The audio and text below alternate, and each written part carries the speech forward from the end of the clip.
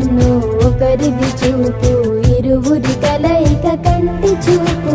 ఒకరిది మాట ఒకరిది భావం, ఇరువురి కదలిక కదిపిన కథ ఇది ప్రేమ.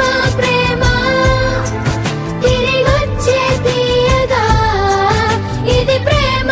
ప్రేమ ఎదురొచ్చే హాయిగా ఇది మనసుని తడిపిన క్షణము కదా.